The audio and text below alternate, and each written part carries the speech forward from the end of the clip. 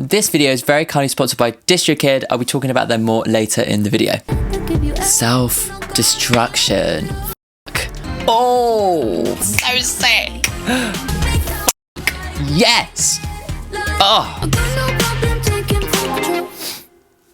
Hello, welcome to this video. My name's Dan, aka Lucen. I'm a music producer and songwriter, and today I'm going to be reacting to Charli xcx's brand new album as of today, Crash. So let's go. Let's crash into this reaction. It's a new day. We have a new Charli xcx album. Yeah, I've heard a couple of songs from this so far. The Good Ones, is that what it's called? And Beg For You, the Rina Sawayama collab. Yeah, and I've enjoyed them so far. They're definitely actually a little bit more like mainstream vibes. Basically, my little trajectory in terms of discovering Charli xcx, I did a hyperpop discovery video back in January, which the uncut version is now available on Patreon, and discovered a little bit of Charli through that. And then I went on to do Pop 2 because that was like the most recommended album for me to listen to in the comment section. And then I was like, okay, cool. So the next one we'll do will be the brand new one as it comes out. But yeah, so if you want to go back and check out those two previous reactions, you can do so. I'll leave the links for you. She's a really interesting artist. She's extremely creative and like seems to really lean heavily into like the kind of hyperpop tropes. There's always a really interesting message as well. So I'm excited to discover this new album of hers today. But yes, before we get started, if you haven't already, then make sure to subscribe to the channel and make sure to like this video. And something that I never tend to mention, but if you want to follow me on Instagram, you can do. The link is in the description to my Instagram. It's at SingSongDan. Now I actually have a life. It's actually a little bit more interesting to follow. So yeah, maybe check out my Instagram if you want to see what I'm up to. So DistroKid are a music distribution company, and by signing up for them, you can upload all of your music to all the big streaming sites. So I've been using them for a few years now. So I thought, as my little segment for DistroKid today, I'd go through how to upload a song or album to DistroKid. Once you've signed up for your account, you can go through to the upload page, and as you can see, you can actually click on all the different ones that you want it to be part of. I would recommend clicking everything. Then you select the number of songs, so you can do as many as you want. If you upload multiple songs, it'll put it as part of like an EP or an album. And then you upload your album cover, your title. For each different song, you can put featured artists in the title, and then you can actually give the details of who actually wrote the song, so the royalties go to the right place. Click explicit lyrics, radio edit, instrumental. You can actually then also change what your preview clip is. This is actually the clip that goes onto TikTok. So there's loads of little extras you can do, which can be quite handy. And then you click at the bottom, all the bits and bobs, and then you click done and you've uploaded your song. So I'm upgraded to the Musician Plus plan, so some of these things aren't available, so make sure to double check in the plan section. As you can see, like, you can really tailor the experience to exactly what you want. You can start off with the kind of basic plan and then work out what you need as you go along. So it's a really good service for people who are really getting started in self-publishing their own music. So yeah, if you want to sign up for DistroKid, you can do. Yeah, I have a VIP link, which is in the description, and it's probably coming up on the screen if I remember to edit it. Cool. Right, okay, let's get on to this video. Hey guys, it's Charli. I wanted to just introduce you to the title track, but it kind of sets the tone. Okay, don't tell me too much. Okay, so song number 1, this is Crash. I'm about to crash into the water. Ooh, okay. Okay. Okay, interesting. It's kind of 80s, isn't it, actually? Yeah, it's definitely 80s, 90s, isn't it? It's the... Yeah, so there's an element of this kind of... this idea of self-destruction. But going so hard and going for so long, maybe, that you're going to burn out. That bass is so... it's funky. Oh, was that it?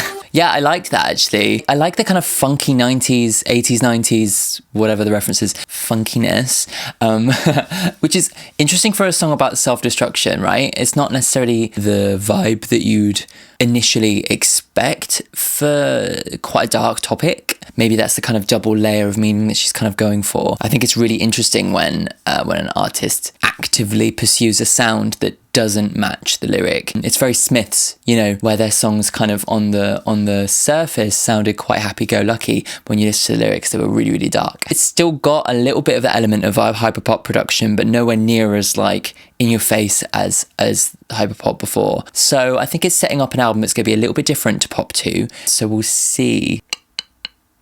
Yeah, the lyrical content about this kind of idea of self-destruction, of darkness, I'm about to crash, like witnessing me crash. Maybe there's a bit of like reference to her existence on the internet and how people kind of follow her life journey through social media and how you're kind of witnessing somebody's life unravel. Maybe that's what we're going to go through. Yeah, interesting, huh? Right, okay, next song is Christine and the Queens are back. One of my favourite Charli xcx songs is Gone with Christine and the Queens. So I'm excited to see what they're going to do. So this is song number 2. This is New Shapes. Didn't see the second feature. So it's also got Caroline Polachek, who I discovered...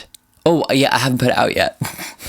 I filmed my second hyperpop reaction and did a Caroline Polachek song. So... spoilers. But I heard the feature on Pop 2, and actually Tears was one of my favourite songs from that. So it's like, oh, okay, so we're combining Charli and Christine and Caroline, supergroup. Back in that 80s thing, 80s, 90s. So that bass is very 90s, isn't it?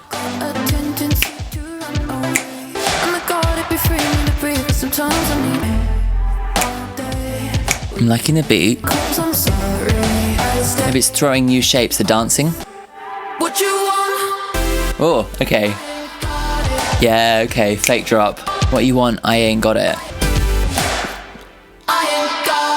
Cool. Christine!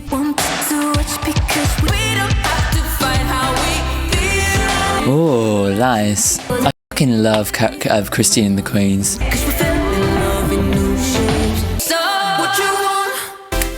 It throws me off. I suppose it's about undermining people's expectations of them, I think, and falling in love with new ways of existing, which is quite cool. The new shapes. Maybe we're meant for another dimension, babe. Pulled on my heart and you twisted it into a new shape. Maybe it's about changing after heartbreak. Cool. Which really adds a different energy to the song.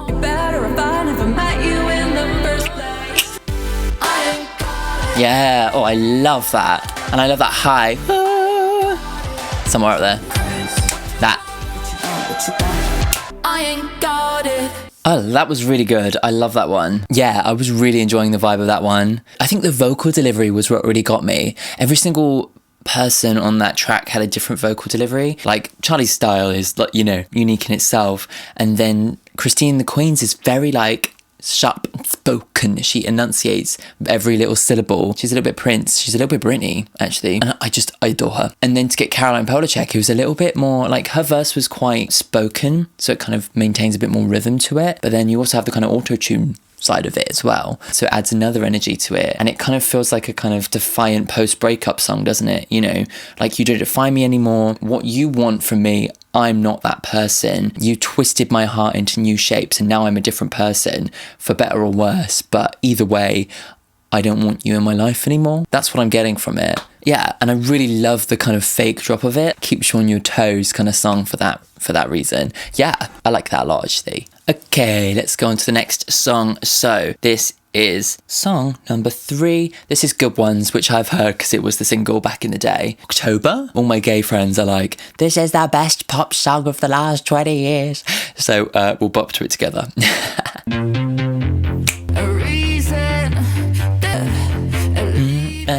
See me low. I always want the good ones. The kisses, unless they're bitter. I love this bass line, it's so good. I love this bit too.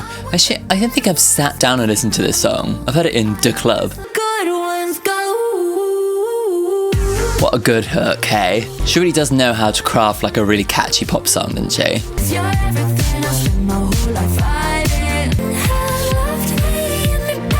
This is, yeah, a really well-written song. I I always let the good ones go. It's that kind of idea of self-destruction, right? Picking partners who aren't good for me. I let the good ones go because they're not exciting, they're not dangerous. Go. Cool, short but sweet, that one. I'm sad that Mid-Lates are going. It's like a really good, catchy lead single. She kind of smashed it with it, to be honest. The vibes are very late 80s, 90s again. Like, I'm feeling that must have been like a real inspiration for this album. It's a really catchy, well-written pop song. People get a bit, particularly songwriters, can get a bit precious about catchy pop songs and don't necessarily give them the credit that they're due, because actually it's not easy to write a really catchy hook. It doesn't just come out of nowhere, and actually that doesn't mean it doesn't have depth to it. It doesn't mean it doesn't have a meaning. And actually, if you could combine all those things, then that is actually really, really clever songwriting, you know? And I think she does that. I think she manages to write a really catchy pop song, but also kind of tie in this message of this kind of self-destructive behaviour in terms of the partners that she picks, you know? She lets them go for the dangerous guys, and I think she's recognising that that is not good for her. It's self-destructive behaviour, which is kind of the theme of Crash, isn't it? You know? Oh, we love an album with a theme. And there's one right here. So recently I started my Patreon. Woo! Thank you to everyone who supported the Patreon so far. So basically what I offer on Patreon is all of these videos I put on my YouTube channel, I also put on Patreon, but of course, because they're on Patreon, they are completely ad-free, so you don't have to deal with any of the YouTube adverts. You can just get straight to the meat of the video. But then also what I'm offering as bonus content for the second tier is uncut versions of all my videos. So I've been going back through my old videos and finding the uncut footage of those and uploading that. So today, my original Hyperpop Discovery reaction is available now on Patreon, and also next month I'm going to be launching early access to videos as well. So if you want to get access to that, then make sure to sign up for the Patreon. You can check out my Patreon in the link in the description, of course, and I'll probably post it as a link here as well. Let's go on to the next one. This is song number 4. This is Constant Repeat. Ooh, I like this sample. Sounds like Video Killer Radio Star or something. There's something to the sound that reminds me of that. Ooh, cool. I like this. This is cool. Just thinking about someone, hey.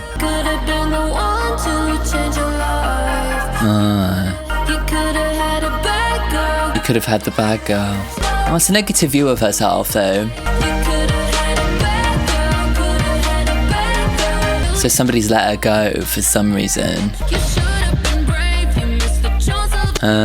You missed your chance with me, okay.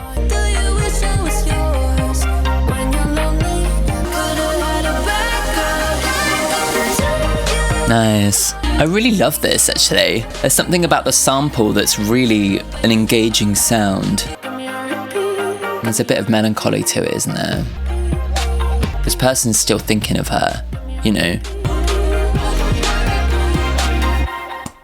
Cool. So it's this idea that this person is thinking of her. She's like, I know that you're thinking of me. You've obviously got me on repeat, but you missed your chance with me. You could have had this bad girl. I don't know whether that's a negative thing or a positive thing. You have to let me know what your opinion is. She certainly feels like he's missed a chance. Maybe she's thinking about it and got it on constant repeat and kind of thinking, maybe hoping that he's got it on constant repeat too. Let's have a little look at the lyrics. So there's this idea that she is this bad girl, that she's, you know, I'm cute and I'm rude and you like what I do. So they like that I'm a bad girl. But maybe then there's like this moment where the logic of it overcame them and they were like, actually, do I want to be with the bad girl? Do I want to be with this person? Do I want to be with Charli? And they decided ultimately no. But she'd already put her heart on the line for them. So you said I run through your minds, so I put love on the line, but then I scared you away. So maybe she went too full on with them too quickly, you know? Oh, that's kind of a sad story. I do love a little bit of melancholy in my pop, just saying. I always let the girl one go. I'm losing my voice today. I've had like a busy week. My week started with Swiftageddon, where I screamed my lungs out to Taylor Swift all night, and then continued with going to see Churches on Wednesday, and I screamed my lungs out all night, and now my voice is really croaky. So I'll probably get loads of extra comments being, you should do ASMR. So the next one is Beg for You feat. It's right here. Rina. Make sure to comment if you want me to go through all my records. Bloody hell. Crushed by my own music collection. That'll be on my gravestone. Rina is one of my favourite new artists. I think she's incredible. This Beg For You collaboration, I enjoyed, but it's not quite... I feel like it's such heavy reliance on interpolating this other song is a little bit of a turn off for me. But let's listen to it again, digest it again, and see what my thoughts are.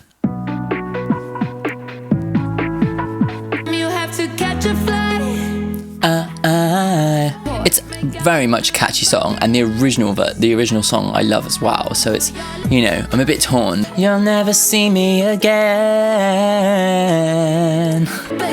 I just can't get that song stuck out of my head because it was such a big song when I was young. I do like the elements that they've added. Rina.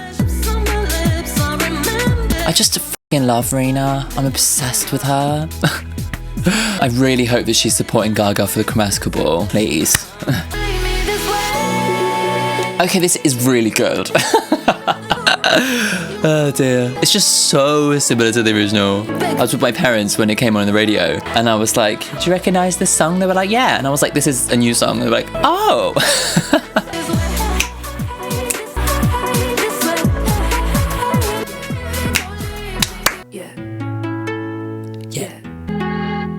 Yeah, it's good. Yeah. I mean, yeah. It is... yeah, this is the thing that I can't figure out on that song, because it is really good. It's really catchy, and obviously I'm obsessed with Rina. But it's difficult because, like, yes, it's really good, but maybe my enthusiasm is capped by the fact that it is so close to the other song. Cry For You, isn't it? 'Cause now it's gonna cry for you. You'll never see me again. That song. My kind of emotional attachment to that song is already built. You know, I have like a history of that song. Like, I grew up with that song. When it comes to music, right, it's all about your emotional connection to the song. And actually, if you rely too heavily on like sampling another song, people's emotional connection to that is already fully formed. So it's quite good in terms of like catching people's ear, because it's like, oh, reminds me of that. It's nostalgic, you know.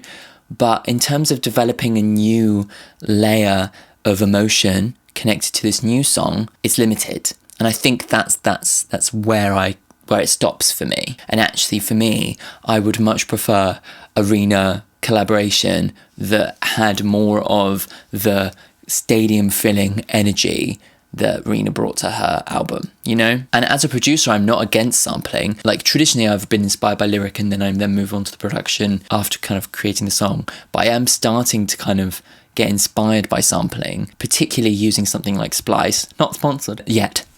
When they have a whole bunch of royalty-free stuff that you can use. It's actually been really good for me to actually create songs that aren't inspired by like my own life or whatever. You know, I'm starting to understand that as a producer, you know, but it's a fine balance, I think. Anyway, yeah, that's my thought on it. Interesting debate in the comments. Make sure to let me know what your opinion on this debate is, because I think it's quite a hot topic.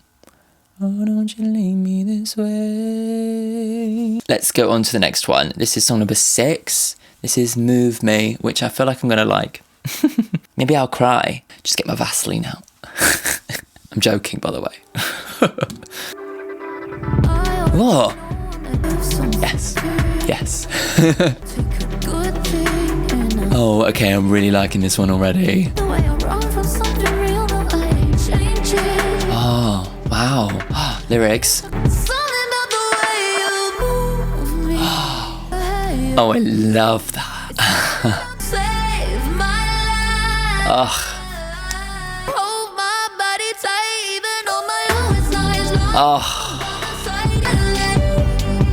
Oh my god. Oh, I love this.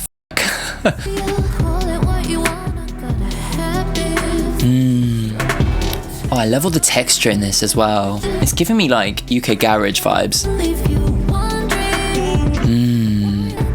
Self-destruction. But then they're still there for her. Yeah. Oh, I love that. I love the blending of different genres in this song. There's hyperpop elements to it, like the drop, the completely dry drop. But then it's kind of ballady, it's kind of early noughties garage, Daniel Bedingfieldy. Yeah, oof, love it. Fuck. Actually, it's very Daniel Bedingfieldy, isn't it? It's got that smoothness, that beauty of lyric as well. Oh, that's it. I kind of spoke a lot over that song.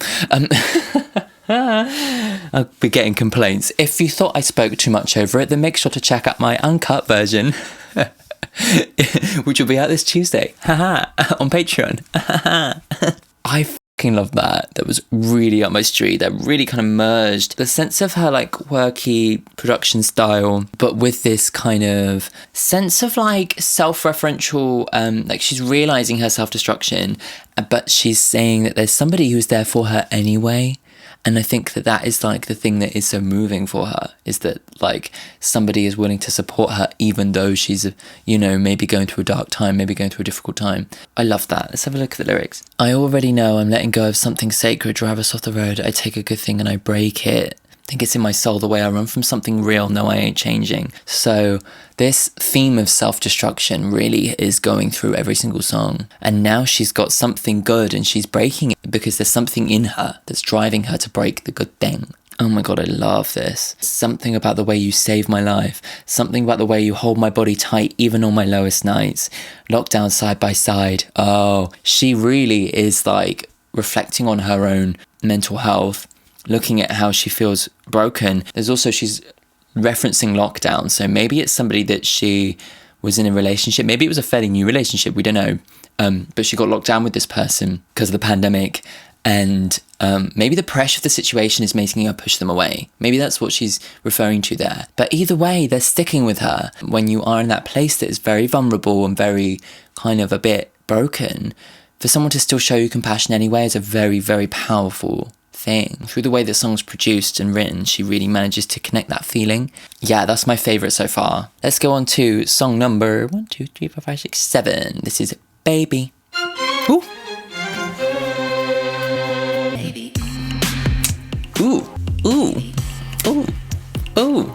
Ooh. Something funky with the chords there. Oh, this is good. This has got a groove, hey. Oh, this is sick.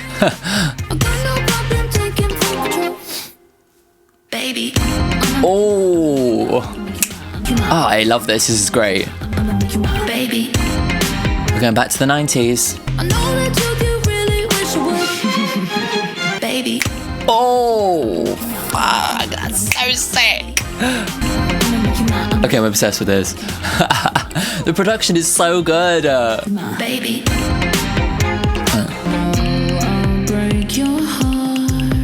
So yeah, here we go again, yeah. She's like very much of the opinion that she's broken. Ugh, I'm gonna have to bleep out so much. I love this song, this is fucking sick.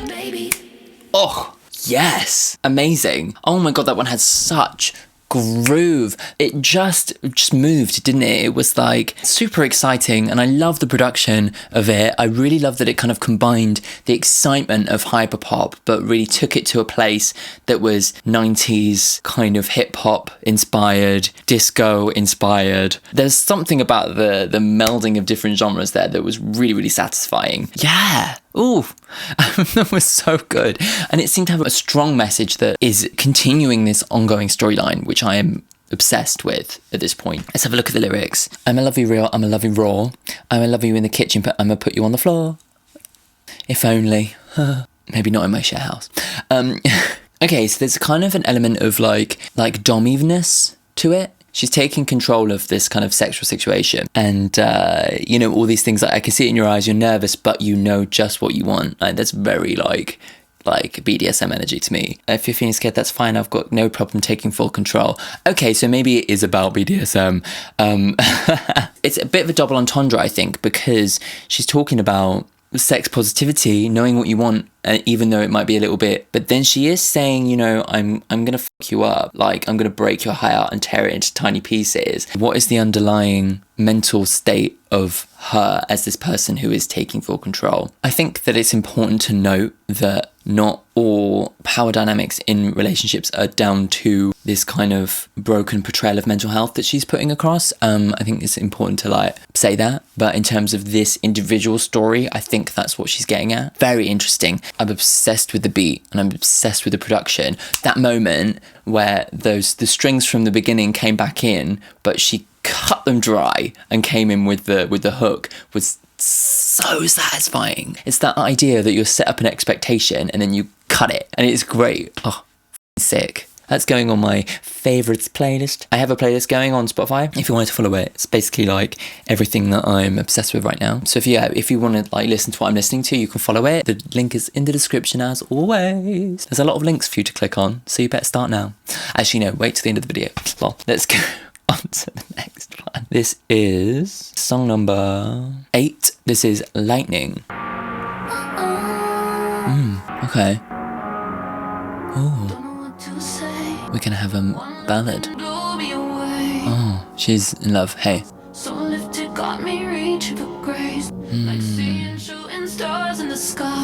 Oh, this is so romantic.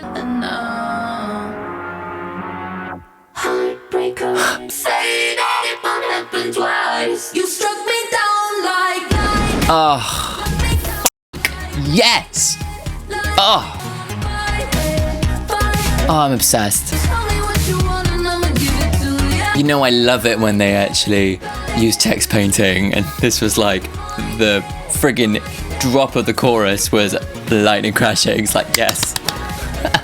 Or thunder, I guess. Whatever.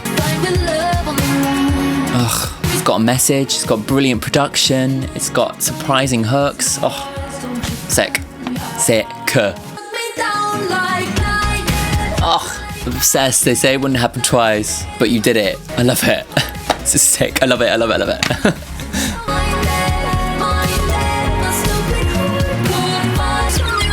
Ooh. Oh, guitar. Since when did this song become like Spanish thing? So surprising. Oh, this is such a good song. I'm obsessed. It's going to new places every moment, isn't it? Here we go, hyperpop. So creative. Ugh. So it seems like maybe she's found a new person. Maybe she's talking about the same person from Move Me. Love it. Obsessed. Anyone who uses Thunder and Lightning as a sample in my mind is great. I'm obsessed. That was so good. Oh my god, like 3 fucking awesome songs in a row. Yeah, this is great, isn't it? Like, you know what I love? Is that opening section was so slow. It was like a ballad. Like, it just had this like really well produced kind of filtered synth thing that really gave it a real very kind of solemn energy, like calm before the storm. I'm so good at this shit. Very much a calm before the storm, where she is kind of reflecting on the romance of it. Really like heavy, like shooting stars in the sky kind of romance. Like, but then it kind of really tricks you, and it goes to this place where the lightning strikes, comes out of nowhere. It's like that silence before the lightning. You know when lightning strikes, it's almost like the air is sucked out. When you witness like lightning strike, there's like a split second before where it's almost like where the pressure changes, and it's almost like your ears pop. There's like this sense of like the energy being sucked out just before the lightning strikes, and that is what the song does in its production. It's amazing. like it goes, everything goes, there's a void, and then the lightning strikes and the chorus goes in. They say it wouldn't happen twice, so maybe it's this approach. Oh my god, I'm just obsessed. This is so good. so turns the story. Like, it seems as if, like, don't know what to say, one look and then you blew me away. I'm spiraling all over the place, so lifted, got me reaching for grace. Me. Oh, there's danger in the dark of your eyes, but something about you brings me to life. It's like she's being struck by lightning. It's lifted her off the ground, reaching for the heavens. It's so visceral, this visual storytelling here. Like, the lyrics are so good, but there's danger. Like lightning, there's danger. Heartbreak already hit me once. They say that it won't happen twice. Oh, okay, so she's been heartbroken, and she maybe had like said, I'm never going to fall in love again because it broke my heart and I can't deal with that. But here we go again, I'm in love, and they say it won't happen twice, but you struck me down like lightning. My stupid heart can't fight it, so tell me what you want and I will give it to you. I'll give you anything. Like lightning, I'm blinded. You took me down, but I don't mind it. Electrified with love on the line, so there's danger there. She's worried. Yeah, she's worried that she's going to get her heart broken again. Oh, fuck me. Oh, God. Oh, God. Oh, God. That is so beautiful. I fucking love that. It's so romantic. Yeah, best song on the album so far. Shit. Oh, God, and the production. Oh, my God, I can't even cope. Let's go on to the next song. This is song number 9. This is Every Rule. Melancholy energy. When I met you, it was tragic. Chemistry, something like magic. Acting like strangers and told no friends. Time we know that it's wrong, but I'm hurting someone else instead. Oh, okay. I'm breaking every rule for you. There's a cheating going on, isn't there?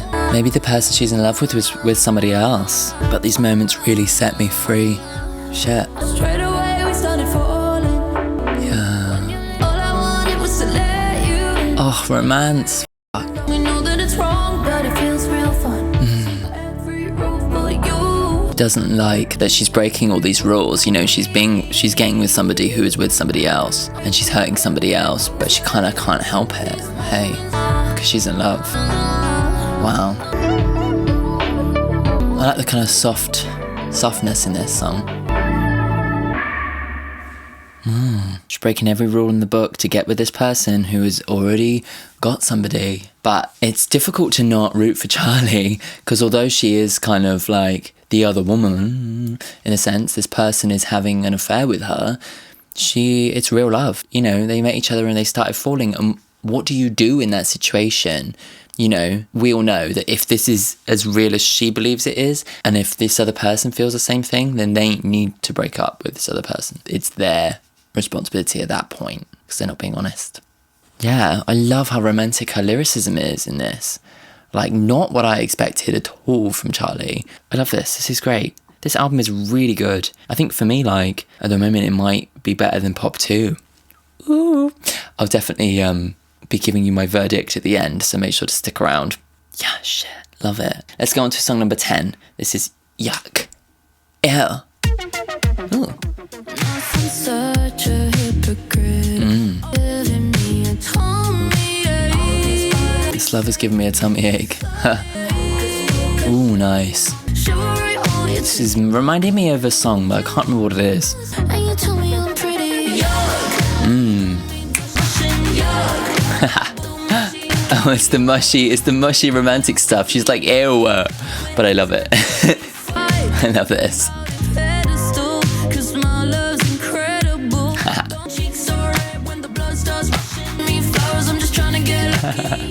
It's so sweet. Going all lovey-dovey on me. It's cute. It's really cute. It's fun. Ew.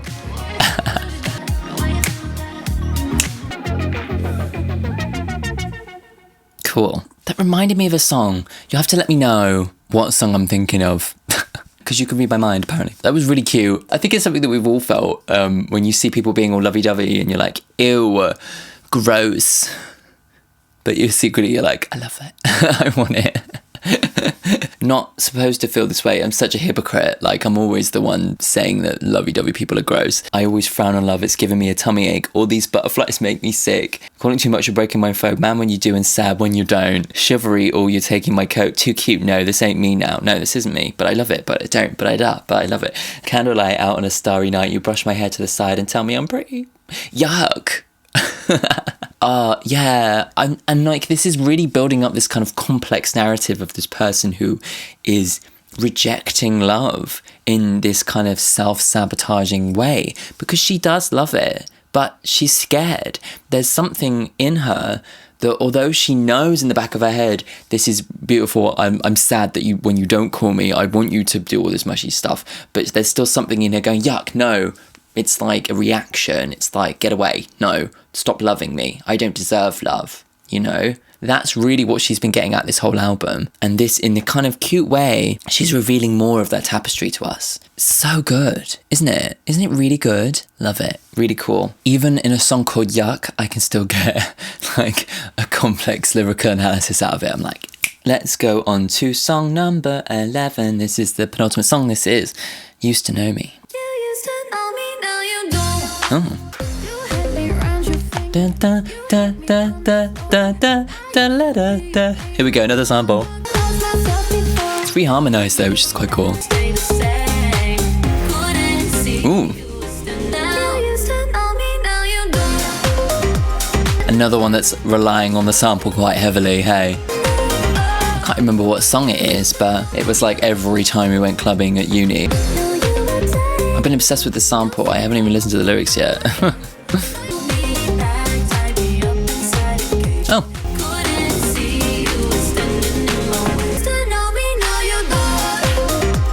This would be another good like club song, because everyone, all my era of clubbers, are gonna be like, oh yeah.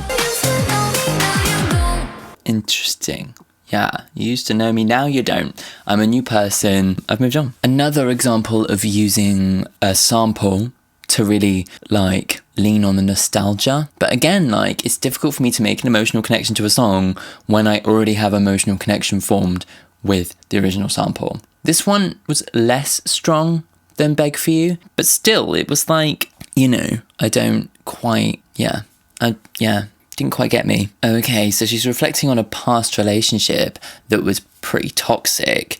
You know, you held me back, you tied me up inside a cage, couldn't see you were standing in my way, I can see clearly now, yeah. So she was in love with a bad person, and now she's free of that person. Maybe she's come back into contact with them, and it's like she's being able to look back at who she used to be and who she is now and how she's changed, and that she's saying, I'm not that person anymore. So maybe it's a moment of healing, like towards the end of the album, like she thinks she's broken, but actually she's come a really long way from when she was in that previous relationship, which is quite a nice moment of reflection in terms of the story. Before we go into the final song of the album, if you haven't already, then make sure to subscribe to the channel. The button is right there, go for it. If you've loved this, all my reactions are like this. I get a little bit passionate, but I also get a bit nerdy and I get a bit deep. So yeah, if you like reactions like that, make sure to check out all my other reactions, but also make sure to subscribe. And yeah, and if you really like it, then make sure to check out my Patreon for the full uncut version of this on Tuesday. Cool, amazing. Let's go on to the last song. This is Twice. Don't think twice, okay?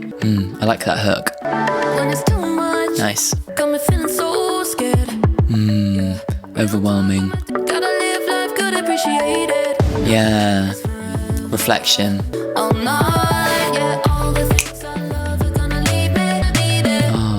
just love it. Just love it while it's there. Yeah. Yeah. As a post-lockdown album, like, I think this is an emotion that a lot of people are going through, aren't they? Life is for living, you know? Cool. Nicely produced, as always. See the light at the end. Light at the end of the tunnel, light at the end of the album. It's gonna dance then.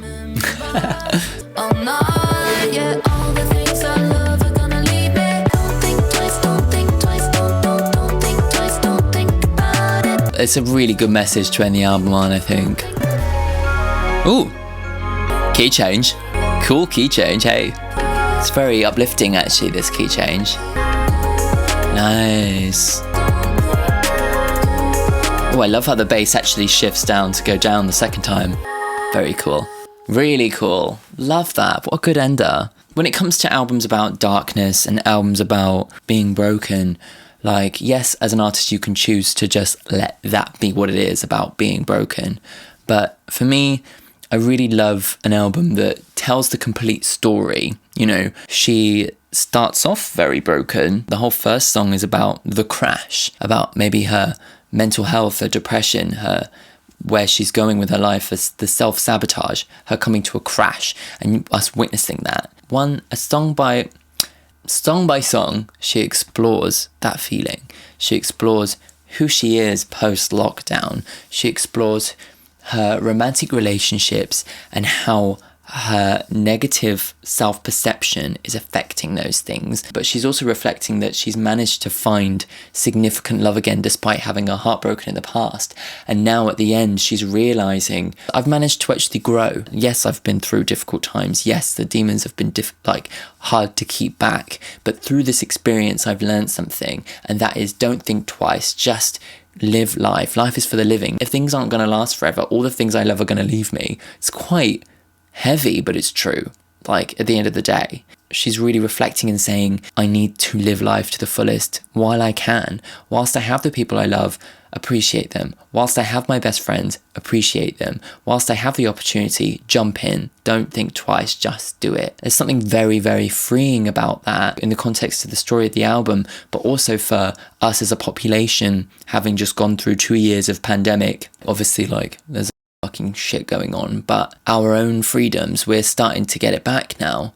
And I think a lot of people are in that mindset saying, you don't know when, when your freedom and everything you love is going to get taken from you. So let's just appreciate love for what we have now that we're free, now that we can leave our houses again. Let's live life to the fullest. So I really, really resonate with that. And I'm sure 90% of the world will resonate with that feeling. If not now, then in the coming years. So it's very poignant. I wasn't expecting that. Listening to Pop 2, I thought it was an incredibly rich tapestry of interesting, creative music, but it was a little bit more all over the place. This one was really succinct. She knew what she wanted to do with it. She told a very good story. She knew what her references were. It was almost like she went into it with, I know what I want the whole album to be as a fully formed piece. And for me, that makes it better than Pop 2. I haven't listened to her other albums, but I'll have to listen to them and figure out which will be my favourite in the end. But this was really, really, really great. And it really ticked all the boxes for me because it was something very personal, very open. It had a lot of romance to it that it's my catnip. But also really, really inspired creative music production as well. Really good. Loved it. For me, the standout songs were New Shapes, Move Me, Baby, Lightning, Boom, Boom, Boom, and then Yuck, I think, and Twice, yeah. Let me know what your favourites from the album were. Let me know if there are any more takeaways that you got or any more lyrical interpretations that I missed. Honestly, yeah, blown away. Love it. Absolutely sick. Really, really appreciate that. And now I have more of an appreciation for her as an artist, and I can't wait to dig into all the rest of her stuff. Make sure to let me know in the comments which Charli xcx album I should react to next. So thank you so much for tuning into this video, and thank you so much to my Weeping Wendy patrons, my second tier Weeping Wendy's, for supporting me on Patreon. Your names are coming up on the screen now. Extra special thank you to you. You're making what was a way for me to talk about music, you're making this a career for me. So thank you so much. I really appreciate you. If you want to sign up for Patreon, you can click on the links. I will be showing the uncut version of this video this Tuesday. My uncut version of my original Hyperpop reaction is live now. Yeah, so make sure to check that out. And you can watch all of my videos completely ad-free as well. Right, thank you so much for tuning into this video. I will see you again soon. Bye.